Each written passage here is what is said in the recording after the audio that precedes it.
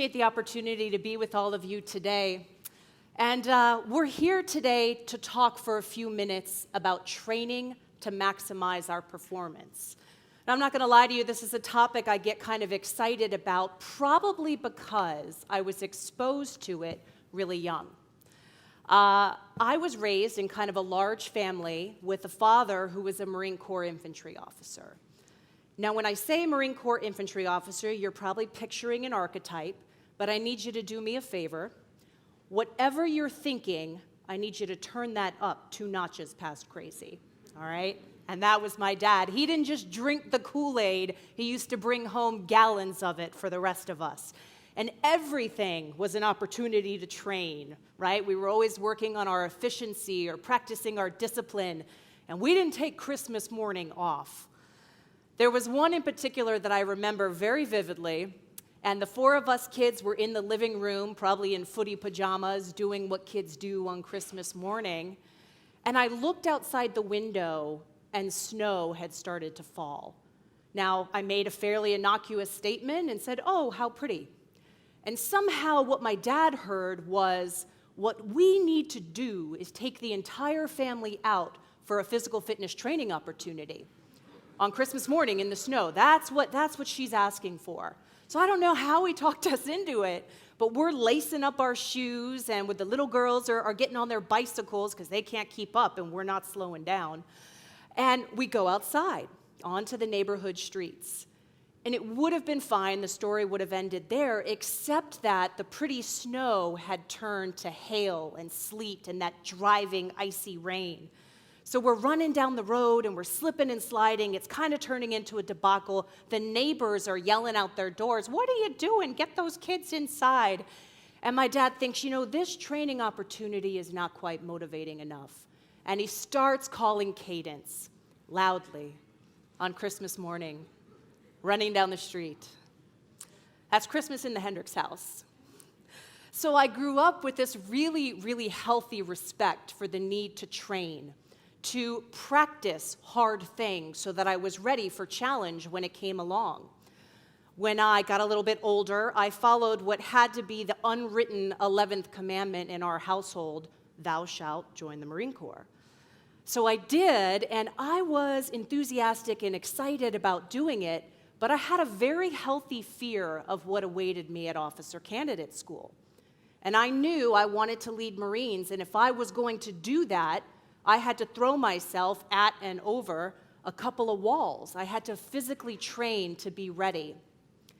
And when I became a Marine Corps military police officer and we were facing a deployment to Iraq, I knew we needed to think about our tactical training. What did we need to know to be ready for this new and untried situation? So training was important. I understood that. But I'm not here today to talk about training I learned in the Marine Corps. I'm here today to talk about what we missed, and we missed something. And I think that something is uniquely applicable to all of you in the audience today. You who stand on that wall every single day. The truth is, a lot of us walk around and we are sending Marines to Iraq and Afghanistan every year without really doing mental fitness training. And we can. I'm a behavioral health researcher these days, and I'm here to tell you the data, the research that shows us that we can bulletproof our brain with a series of fairly simple practices repeated over time. We can rewire ourselves neurologically. We can ready ourselves to grow from challenge rather than have it level us. And I'm telling you, this is going to be a game changer for the law enforcement and military communities. It's going to matter to us in terms of individual performance. It's going to matter organizationally because we can test for it and we can screen for it. And there needs to be some more research, and we're working on making some of these assessments scalable, but this is something we're going to be doing.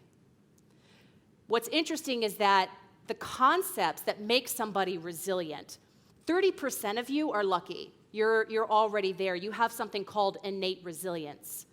But yours can be refined and improved upon. The rest of us, we need to build it.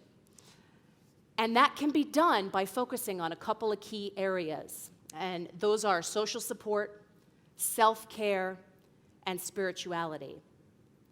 By practicing a few simple things, we can ready ourselves to grow from challenge. And I'd like you to leave this brief period of time that we have together today curious and excited, maybe even Christmas morning excited about learning more about your own mental fitness training opportunities and going and figuring out how you can train to bulletproof your brain. So let's start with social support, social cohesion. This is really the building block, the baseline upon which a resilient person stands.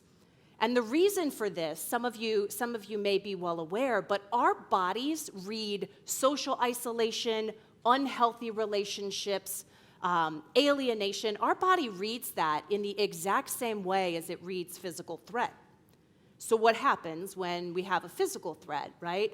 Our heart speeds up, we start breathing faster, we've got blood flowing to the major muscle groups. Cortisol and adrenaline tell our bodies, get ready to face this physical threat. And we're going to turn off everything that's non-essential to handling it. You know, you don't need really well-running digestive system. You don't need an optimally functioning prefrontal cortex. The idea being who needs to do some calculus or speak French while they are facing a physical threat. You can imagine that this becomes problematic over time if you're dealing with a socially isolated situation. So I want you to think back for a moment to your awkward years. Probably for most of us, 12 and 13. For maybe you, sir, and me last week. No judgment. So I want you to think about walking into a cafeteria and you're not sure your friends are there. You're not sure that there's anybody that you can sit with. What happens to your body? Maybe you flush a little bit. Your heart speeds up, you feel anxious, your hands kind of sweat as you hold your tray. Your body, your poor little 12-year-old body goes through a full-on stress response as though you were dealing with a physical threat, simply because you thought you might not have a crew of kindreds to sit with in that cafeteria. Historically, humans have been tribal because we needed it to stay safe and eat and find work of purpose, and we're not any different. So in order to bulletproof our brain, we need a socially cohesive foundation. And it's an uncomfortable truth, honestly, but you can't begin to practice mental fitness with no relationships in your life that support, challenge, affirm you, or with the wrong relationships. So I ask you a simple question. How do your people look? Once we've got that foundation, we can start talking about self-care. Now, if where your mind goes when I say self-care is going to the spa or eating paleo, you're going down the wrong track. I'm talking specifically about self-regulation, specifically about the sympathetic and parasympathetic nervous system. So when you're walking around on any given day, your brain waves are operating up at the alpha level. You're plugged into what's going on. You're ambulatory, you're talking, you're acting in the world. Your nervous system is on in the sympathetic state. That's normal, that's fine. We'd all like to, be able to do that. But our bodies weren't wired to stay on all the time. And if we're not carving space into our day to go parasympathetic, our brain waves stay up at alpha level without dropping down to something called theta state, that theta brainwave pattern. Now, in the parasympathetic state, it's not being asleep, right? Sometimes we're either on or we're asleep. This is different. This is a click, a drift. You feel it when it happens. You're aware of what's going on. You are awake, but it's a little bit dreamlike. And in this theta state, that's where rest, restoration, repair happens of your brain. So stress, yes, it has us secrete adrenaline and cortisol, but another hormone is produced by stress called DHEA. And the exciting thing about this hormone is that its entire job is to respond to a stress stimuli by telling our brain to grow, to improve its synaptic firing, to grow because of the stress stimuli. There's a catch, right? There's always a catch. DHEA only does its job in a parasympathetic state. So you are literally faced with a choice when it comes to stress. You can stay sympathetic all the time and never grow. You can let it wear and tear, and you can miss out on the growth opportunity that DHEA provides. It literally wants to bulletproof your brain. Or you can figure out how to get yourself into a self-regulated, downshifting state. Now, this is very bio-individualized, so what that feels like for you is going to be different. For me, a good yoga practice does it.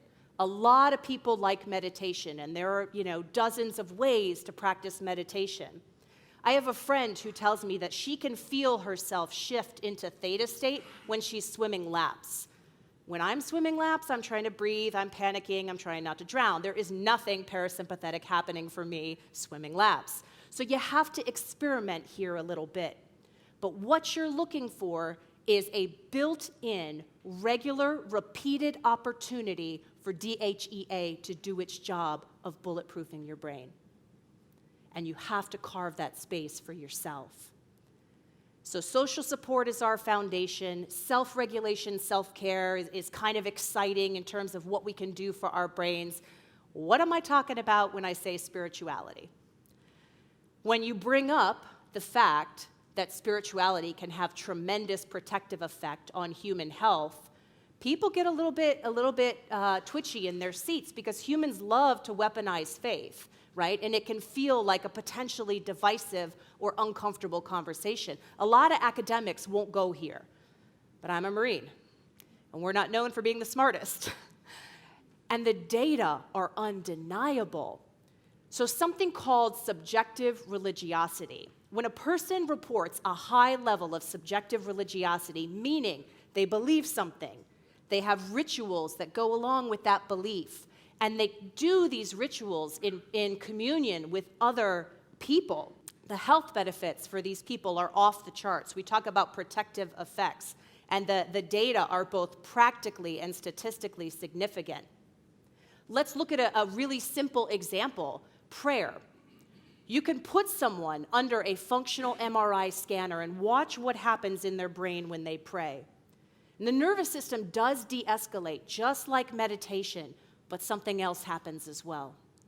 The post-parietal lobes of your brain, off to the side, you start seeing increased activity.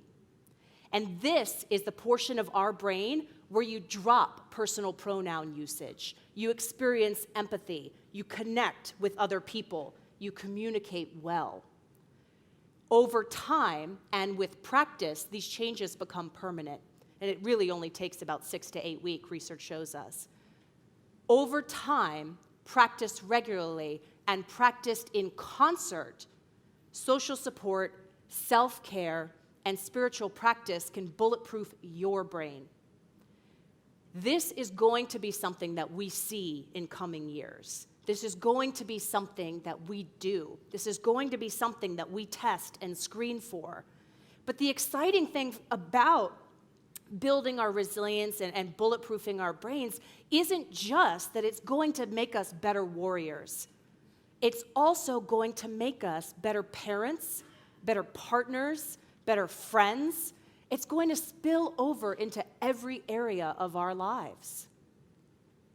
So the way that you invest in your tactical proficiency, the way that you train physically, bring that same dedication to your mental fitness training. It can be done, it can be tested for. I encourage you to invest in your own resilience because it will help you win that battle for balance. Be brave, be strong, and be true. And bring that Christmas morning enthusiasm to the process. Thank you.